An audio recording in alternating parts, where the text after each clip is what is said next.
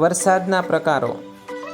Video જોતા પહેલાં video ગમે તો લાઈક કરજો, શેર કરજો, અમારી ચેનલ સબસ્ક્રાઈબ કરજો. વરસાદની સિઝન હોય એટલે છાપાઓમાં વરસાદના સમાચાર આવે. વરસાદ વિશે વપરાતા શબ્દો નજરે ચડે. મુસળધાર વરસાદ થયો, હેલી થઈ, અનરાધાર મેઘ વરસ્યો, ફોરા પડ્યા, કરા પડ્યા. તો આ બધા શબ્દો વરસાદ પડવા માટે કેમ વપરાય છે? કેમ કે વરસાદના આ બધા પ્રકારો છે. જેવો વરસાદ થાય એવા શબ્દ પ્રયોગો તેના માટે વપરાય છે. તો ચાલો જાણીએ વરસાદના પ્રકારો વિશે.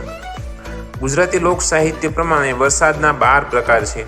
એટલે જ કહેવત છે કે બારે મેઘ ખાંગા થાય. વરસાદનો પહેલો પ્રકાર ફર, જેનાથી માત્ર હાથ પગના રૂંવાડા જ ભીના થાય તેવો નજીવો વરસાદ એટલે ફર. બીજો પ્રકાર છાંટા.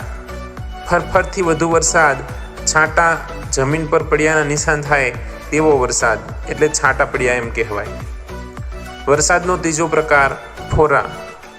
છાંટાથી વધુ મોટા ટીપા જમીન પર પડે અને એની નિશાની પણ અનુભવી શકાય એટલે એને ફોરા પડ્યા કહેવાય. ચોથો પ્રકાર કરા પડવા. ફોરાથી વધુ પાણીના ટીપા જે નીચે આવતા સુધીમાં બરફ બની જાય તેવો વરસાદ એટલે કરા પડવા. પાંચમો પ્રકાર પછેડીવા. પછેડી જે કાપડનો ટુકડો આવતો હતો, જે ગામડામાં લોકો પછેડી રાખતા, એ પછેડીથી પણ રક્ષણ થાય એવો વરસાદ એટલે પછેડીવા વરસાદ. છઠ્ઠો પ્રકાર નેવાધાર. ઘરના નેવા પરથી પાણી વહી જાય તેવો વરસાદ એટલે નેવાધાર વરસાદ. સાતમો પ્રકાર મોલ મેહ. મોલ એટલે પાકને જરૂરી હોય તેવો વરસાદ. આઠમો પ્રકાર અનરાધાર. છાંટો નહીં, સીધી પાણીની ધાર થતી હોય તેવો પુષ્કળ વરસાદ. આ નવમો પ્રકાર મુસળધાર વરસાદ.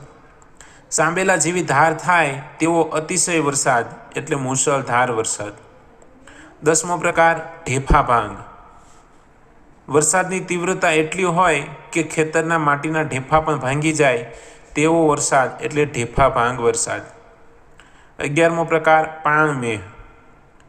ખેતરો પાણીથી ભરાઈ જાય અને કૂવાના તળ ઉપર આવી જાય તેવો વરસાદ એટલે પાણ મેહ.